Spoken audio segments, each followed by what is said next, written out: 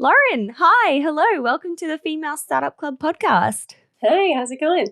I am pretty good now that I'm on this call chatting with you. You look wonderful. I love your lipstick. It is so my vibe. I'm a pink girl. For those who don't know, tell us a little bit about yourself and what Montys is.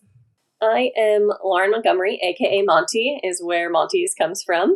I'm the founder and chef of Montys. We make the purest plant-based, dairy-free essentials, cultured cashew cream cheese, and plant-based butter made with the simplest real food ingredients. Yum. That sounds amazing. I'm so excited to try it. Before you started Montys, and I'm rewinding back a couple of years here, you were working in the fashion industry, working for brands like Balenciaga, and you were working for companies like Barney's. How did you go from that industry to leaning into entrepreneurship by way of plant-based cheeses and plant-based products? Definitely a big change. I would say, I've always been interested in health and wellness and nutrition and so many things. And I've really kind of explored all of my passions. I was working in the fashion industry and really felt called to, come back to this passion of mine that I had, since as long as I can remember. And it just kind of kept tugging at me. So I pivoted. I became a health coach through IIN, and that kind of, gave me the clarity to realize I could pursue a career that looked any which way, and that really, my personal and professional values could align. And, where I was really spending most of my free time was at the gym, at taking healthy cooking classes, going to the best plant-based restaurants in New York. And as much as I loved working in fashion, I feel like my true calling was in wellness and food. And that's where I was spending most of my free time. So I decided to pivot. And, I would say all of my experiences, including that one, have informed the creation of my business. And, it's not always a direct path, but I would say everything that I've done up until the creation of Montys really helped inform the creation and its success. Totally. That's really interesting. I'm wondering, what was the actual moment that you were like, okay, I've landed on vegan cheese? Was there, were you exploring other ideas? Did it just hit you in the face one day and you were like, this is it? Did you try a really terrible product that made you think, oh, surely this is going to be better? What was the moment? Yeah, it was a lot of things. So I have been dairy free probably for 12 plus years. In high school, I got really interested in plant-based and holistic living, and just kind of experimenting with that way of cooking. And like I said, I was trying every dairy-free cheese there was around. Everything on the market that wasn't done in a restaurant setting was really awful and tasted horrible and, had a lot of crap ingredients in it and things that I didn't want to consume, So when there's not something on the market, obviously you create it yourself. And I really feel like I've created something that didn't exist before, because there really was nothing that met my standards in terms of quality and clean ingredients. And so to paint the picture, were you making this yourself first and figuring out a recipe to then be like, oh, maybe I'm going to start selling this or see what my friends think? Or were you like, I'm just going to go out and find a manufacturer, or I don't know what you even call them, but someone to develop the product with? No. So I was making everything by hand. Right when I started culinary school, I started taking food science classes and fermentation classes and really got specifically into nut cheese. So I was doing a lot of experimenting on my own. And really the second week of culinary school, I told them I want to start a nut cheese business. And, at that time I was like, this is a preposterous idea. But by the time, I went through culinary school, 6 months later, I worked at a couple of plant-based restaurants to hone my craft. I did my culinary externship at Blue Hill Stone Barns. I visited some nut farms in Europe and really like learned everything I could about this particular thing. I was obsessed, with becoming the best at it and making it the best that it could be. And then it started as, me sharing all my experiments with my friends and family and realizing, that it was something that other people enjoyed, not just myself and not just people who ate dairy free. It was really something that I could share with everyone. And that's how it started. One of my girlfriends told me to start selling it at a holiday market, and it kind of just started from there. It was a very organic, like sharing of my passion. That's so cool. And I imagine when you're on that journey of, hey, I'm going to become the best at doing this and like I'm going to know the most, what also would have happened is you would have built a really direct like network of people who in the industry knew what you were doing and becoming the best. So you were able to then go back to those people when you'd launched and, said, hey, I've actually developed this product and now it's awesome. What were the people around you saying when you were like, I'm going to, quit fashion and I'm going to build my own business? Mixed reviews. Definitely a couple friends that were super supportive. At the time I was really surrounding myself with people that were doing similar things, that were inspiring me, that were starting their own businesses. I always say, when I was working at Barney's, I started ordering Sakara's plant-based delivery service, and it like changed my mind and opened my mind to, wanting to do something similar. And I think surrounding yourself with people that you really see yourself in, is so important to feel like you can also do it.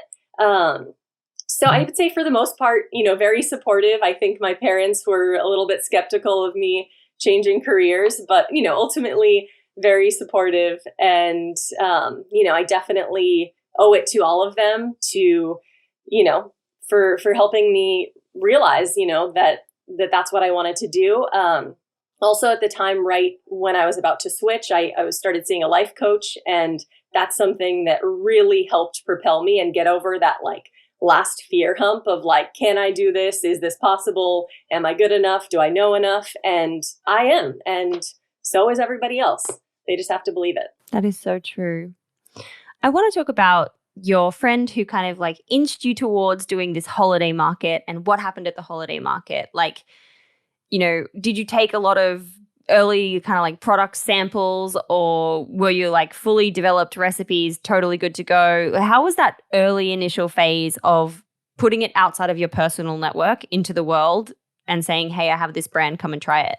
I think it goes back to, starting before you're ready or before it's perfect. So, I had, at the time when I started, I was making these aged cheese wheels made with all these beautiful natural dyed colors. And, that's not the products that we have now.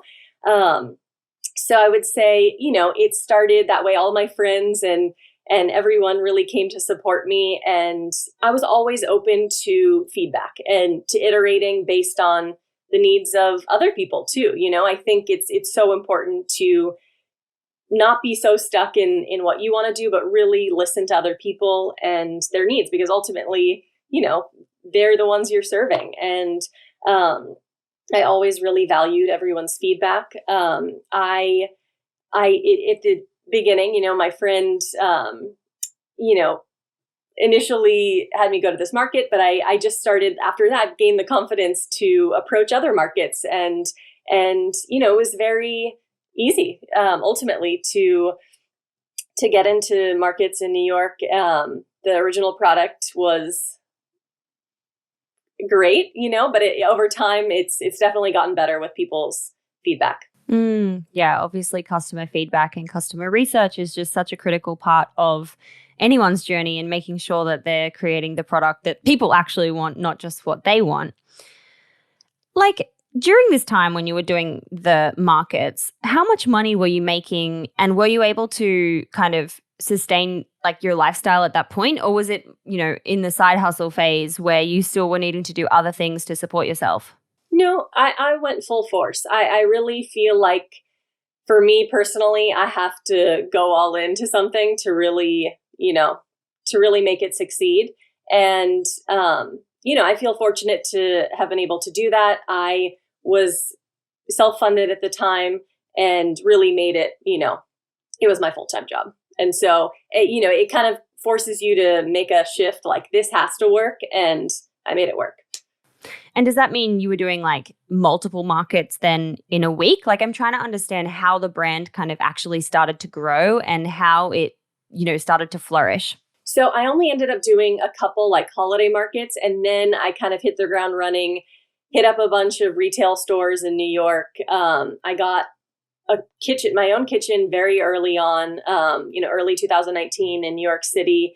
Just started hustling, approaching a bunch of different retail stores, working with chefs, different restaurants. And, that's kind of how it started is really just kind of like local markets, wellness shops, and restaurants in New York City. Got it.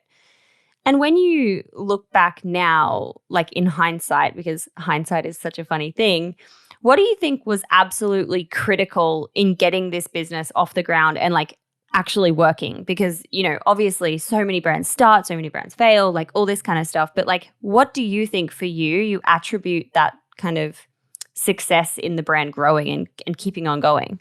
A couple of things. I think the product, my ability to create a product that most people loved. And I think the product spoke for itself, and it just, garnered its own traction. At the time, I was using, social media as my main source of marketing. And that really helped showing my journey and my passion and, equally people loving the product and sharing it. One of the retail stores very, very early on that I got into was Hugh Kitchen in New York City. And, they had very similar ethos to myself. They created really incredible clean line of chocolate and snack foods and had a very loyal following and trusted community. I started selling with them, became friends with the founders, and we ended up partnering very early on. And, I definitely would say that was a huge critical moment for Montys in really me leaning on other people's expertise and knowing when to ask for help, and for, working with people that had already done this before and really have paved the way in this space. When you say partnering, do you mean like a business partner relationship, or you mean just partnering by going into their stores? Yeah, a business partner relationship. So one of the founders of Hugh Kitchen started a holdings company called Human Co., who invests in healthier living and also creates their own brands. Wow. And so to get clear on this, so do they then fund the business and help you grow in terms of like just the financial side, or was it also distribution side? Yes. So they're my main financial and operations partner. Got it. Wow, cool. And so when you partnered with this guy, what did that like do to the brand in terms of like the growth that came from that? So I would say, we were able initially, prior to that, I was making everything myself and had kind of very small distribution. And once, I started working with them, I really did see the potential of, how much more people we could reach with, in scaling the production, especially because, I was so used to making everything by hand. So really the work we've done initially was doing some R&D to scale the product and really assess the feasibility of scaling a fermented product without making any compromises or, adding anything.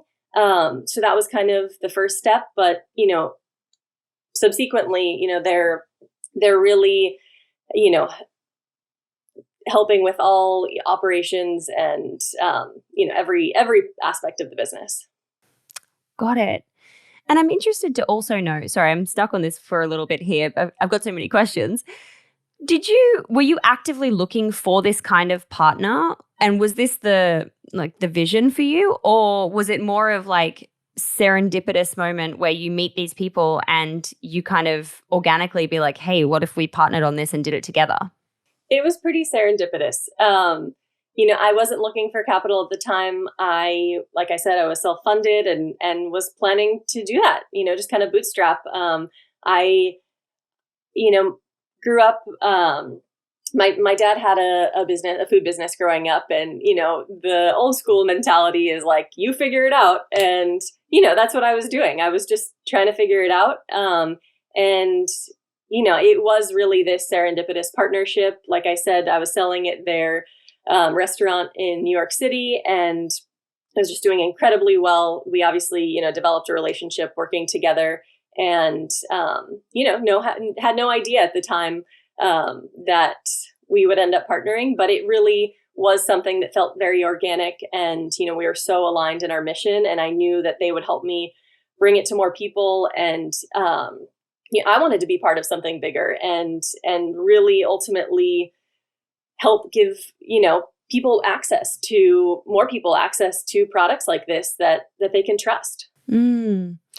Totally. And I think what's cool about this part of the story is that, you had this one vision and you were going to bootstrap the brand, but then you weren't so closed off to not see these opportunities and be like, hang on, I can actually pivot a little bit here and go in this new direction, and it can do wonderful things for the brand. And I don't need to be necessarily the sole business owner of this company. I can actually grow, much larger and have a, incredibly, I guess, faster growing business is the best way to say it, with these other people on board. That's really interesting. I love that.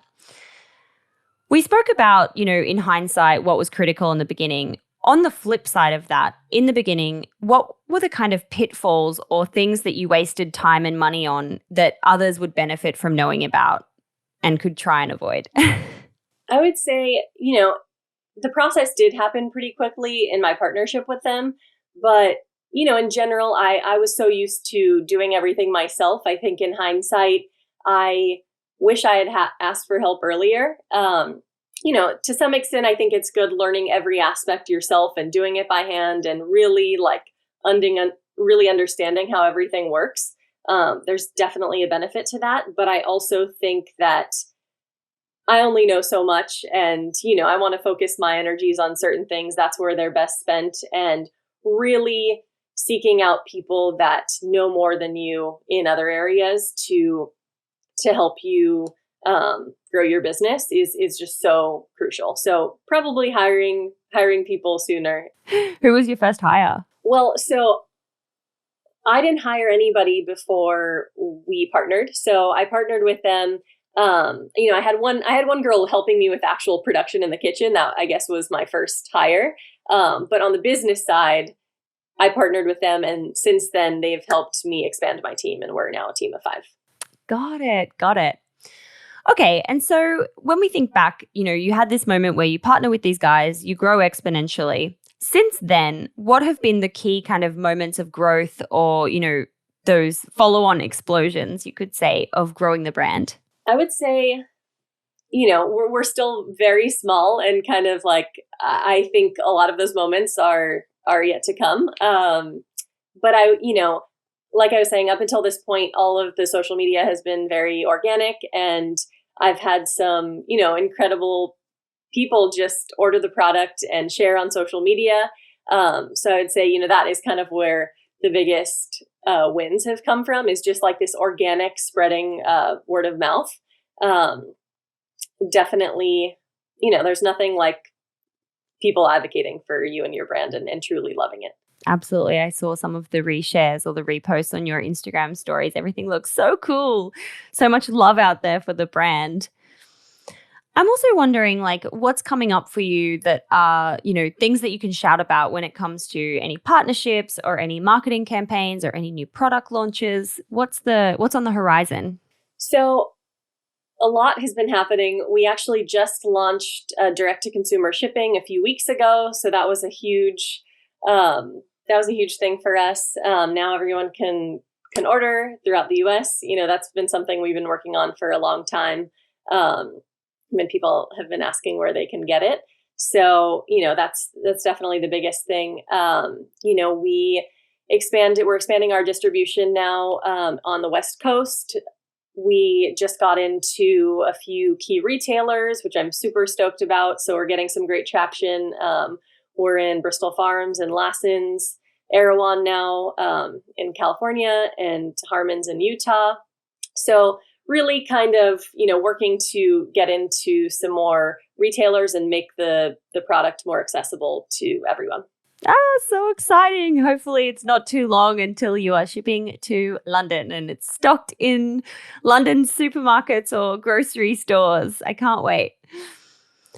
What is your key piece of advice for women who are on the entrepreneurial journey, but a few steps behind you? I would say, my biggest piece of advice is to really just go for it, to start, to not get paralyzed by not knowing, and to really continue following your curiosities, doing what you're best at, focusing on that, and really leaning on other people, on experts for things that you don't know, and to really, just keep the momentum going. Because I think, it is so easy to not begin, or to stop, because you don't know where to go, or you don't know the answer. And it only happens if you make it happen. So you just gotta push forward, learn as much as you can, and lean on other people for things that you don't know. Totally. And I think of it as thinking of it as the long journey, go for it for the long term. So then, don't give up, just keep pushing through and take those small steps towards your goals every single day. And eventually you'll wake up and be like, well, how did I get here? This is crazy. At the end of every episode, I ask a series of 6 quick questions, some of which we might have covered already, but I ask them all the same so that I can look back in a few years' time and see what the data shows, the insights that may have come out of it. So question number 1 is, what's your why? Why do you do what you do? I do what I do to ultimately create more consciousness through food, through everything that I do. I want to give all people access to clean ingredient, life-giving, trustworthy food, that they don't have to question, made with intention, products that are the best for people and for the planet. Mm-hmm. Yeah, absolutely. That's so cool. Question number 2 is, what do you think has been the number 1 marketing moment so far that made your business pop? Like I said, I think the best is yet to come, but probably, the natural advocacy of people on social media that love the product, like Melissa Wood, everybody loves her, Kristen Cavallari, and other just incredible, badass women in business. I'm so grateful for them and their support of Montys. Love that. Question number 3 is, where do you hang out to get smarter? What are you reading or listening to? What groups are you subscribed to that others would benefit from knowing about? I would say this is probably more of an unpopular opinion, but where I'm hanging out to get smarter is with myself, in my own head, in nature. I would say, of course, I listen to podcasts and listen to audiobooks. But I would say that everyone has what they need within them. And, it is easy to look outside of ourselves, what other people are doing, to try to get the answers. But, in order to really create something unique in this life, we must find it within ourselves to bring it out into the world. I always say nobody is you, and that is your power. And you really have everything you need inside of you. So I think it's so important to spend time with yourself and go inward and pull that out. I love that. Nobody is you. And did you say that's the power you need? No one is you, and that is your power. Oh, right. No one is you, and that is your power. I love that. That's so true. And I also think, cutting out the noise, because there is a lot of noise through our days these days. We're distracted with our phones, we're distracted with calls, we're distracted with TV, we're distracted with, all these things, and we're getting a million messages a day. And yeah, you really need to take time to just have quiet and to think and to ponder. Question number 4 is, how do you win the day? What are your AM and PM rituals that keep you feeling happy and successful and motivated? I would say definitely, having a morning ritual is kind of my main thing for winning the day. Lots of coffee, meditation, and movement. That's really what I I attribute my success to. Really knowing yourself and when you're most productive is key. I love waking up, before everybody else and, hopping on Zoom calls and just kind of like spending some time with myself and thinking through and clarifying what needs to be done without all of the noise, like you said, is so, so critical.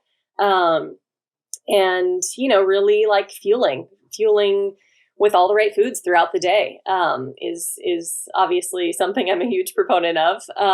And lots of sleep. I always get to bed super early, earlier than I'd care to share, but sleep is crucial. I mean, if I could go to sleep at every night at 8:30, I would. That's my kind of vibe. I wish I went to bed that early. I'm such a tired person, but somehow I always end up going to bed at like 11, which is just not enough sleep for me. I want to go to bed at 8:30. That sounds like heaven. Question number 5 is, if you were given $1,000 of no strings attached grant money, where would you spend that in the business? I would say first and foremost, sharing the product with more people. I really think that people love the product if they try it, and really getting people to try it is the key.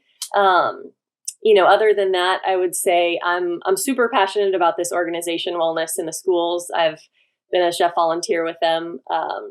Always, love supporting them and food education for kids. That I think that really is the future of changing our world is teaching kids where their food comes from and making that connection. So that's something I'm really passionate about too. That's really cool. So did you say that's a program that you're part of at the moment? It is. I just recently moved to LA and it's based in New York. So I was a chef volunteer for them, prior to COVID times. We would go in and teach kids cooking classes and really emphasize, real food ingredients and how to cook with them. That's so cool. I love that. Wow.